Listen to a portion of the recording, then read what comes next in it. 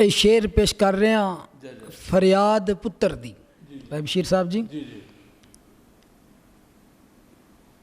ਤੇ ਜਦੋਂ ਜਨਾਜ਼ਾ ਉਹ ਟੁਰਿਆ ਤੇਰਾ ਨਾਲ ਤੇਰੇ ਜੇ ਆਉਂਦਾ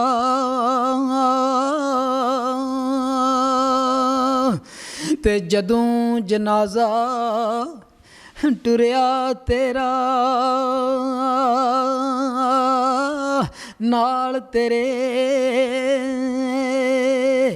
ਜੇ ਆਉਂਦਾ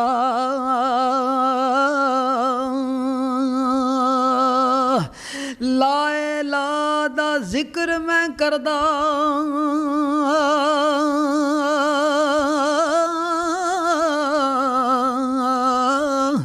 ਨਾਲੇ ਦਿੰਦਾ ਮੋਂਡਾ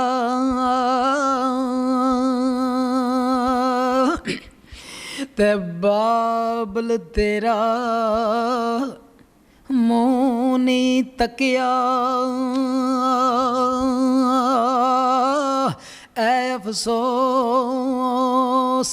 ਨਹੀਂ ਜਾਣਾ ਤੇ ਵਿੱਚ ਪਰਦੇਸਾਂ ਦੇ ਰੋਜ਼ੀ ਲੱਗੀ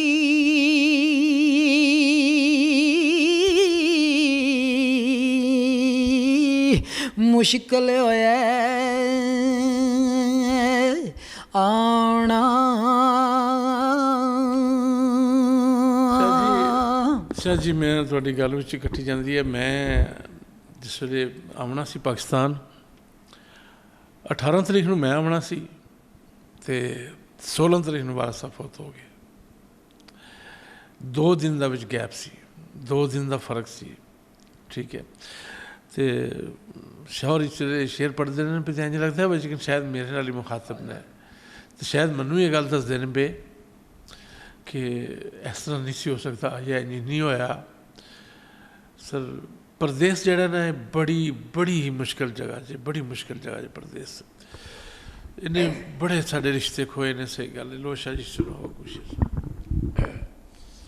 ਤੇ ਨਹੀਂ ਜਨਾਜ਼ਾ ਪੜਿਆ ਤੇਰਾ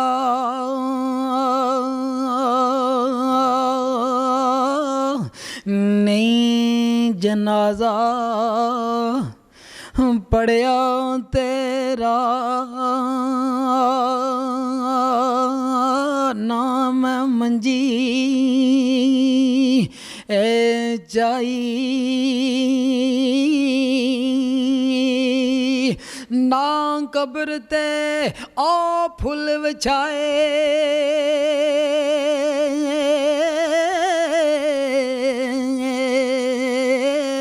ਨਾ ਹੈ ਮਿੱਟੀ ਪਾਈ ਤੇ ਨਾ ਕੋਈ ਤੇਰੀ ਐ ਸੁਣੀ ਵਸੀਅਤ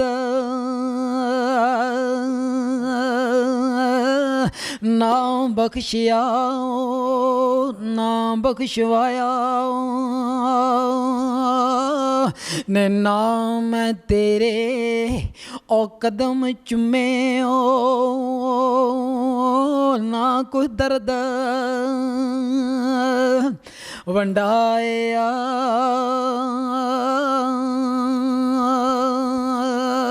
ਤੇ ਜਦੋਂ ਜਨਾਜ਼ਾ ਆਏ ਟੁਰਿਆ ਤੇਰਾ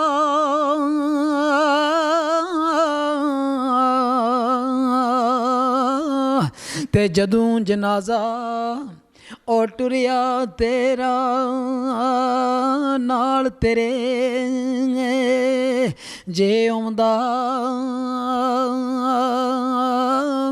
ਤੇ ਲਾ ਇਲਾਹਾ ਦਾ ਜ਼ਿਕਰ ਮੈਂ ਕਰਦਾ ਨਾਲੇ ਦਿੰਦਾ ਮੋਂਡਾ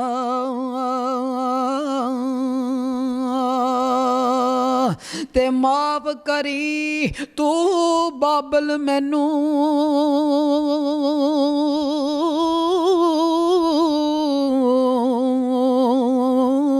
ओ मेरियां कुल खतावां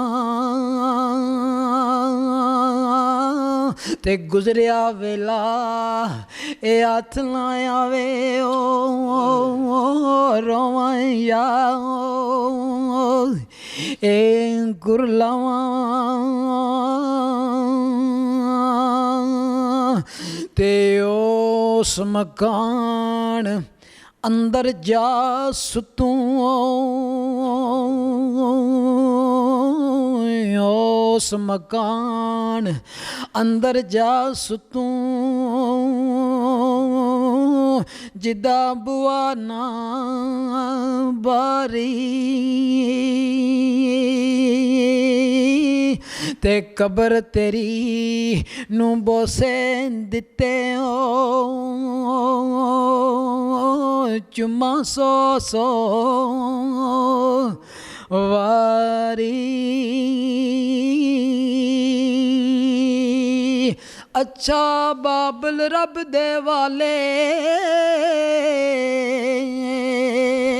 ओ जन्नतियों मन डेरे ते गाजी करे दुआ यार दम शेर लिखे ओ जिस तेरे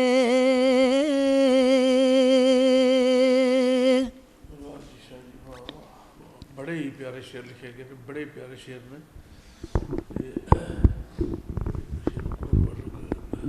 माशाअल्लाह जी। शारा ने बड़े ही प्यारे शेर बोले ने। तो असल च पता कि परदेस जोड़ा है ये मेरे वास्ते या तुहाडे वास्ते सारे वास्ते एक बड़ी वड्डी तकलीफ होंदी है। असी परदेस जाने ना तो पिछे साड़ी पूरी फैमिली जिहड़ी है वो आराम विच होंदी है तो असी अपनी एक कुर्बानी किस्म की देने, लेकिन असी परदेस च रह के ना एक बड़े वड्डे मसले हिस्से तो या बड़े खास रिश्तियों तो महरूम हो जाते हैं। किसी वेले घरों फोन आंदा है प्यो नहीं रहा, किसी वेले घरों फोन आंदा है मां मर गई है, ठीक है। किसी वेले कोई मुश्किल हो जाती है, ना असी किसी के दुख भी शरीक हो सकते हैं ना सुख भी शरीक हो सकते हैं। बड़ी तकलीफ है परदेस की। तो बस अल्लाह ताला जनाब सही गल है, सबर वाली गल ही है जे जेह्ड़े परदेस च रहने पे अल्लाह ताला तुहानू सारे सजना दोस्तों को सबर देवे। तो बड़ी वड्डी कुर्बानी है, आखो ना तुसीं बई कुछ नहीं है, बड़ी वड्डी कुर्बानी है कि सारा कुछ छड्ड के ते परदेसी जिंदगी गुजार छड्डने असीं। इंशाअल्लाह शारा ने बड़े ही प्यारे शेर पढ़े ने और लिखने वाले भी इंतहा कर छड्डी है, बड़े प्यारे उसने शेर लिखे ने। तो अगर पसंद आवे तो अपनी राय जरूर देवे जी। 5 स्टार DVD मंडी डिंगा रोड खारियां अपना सॉरी मंडी खारियां रोड डिंगा, ठीक है जी। मैं तारक की कोठी के बिल्कुल सामने। अल्लाह हाफिज़ जी।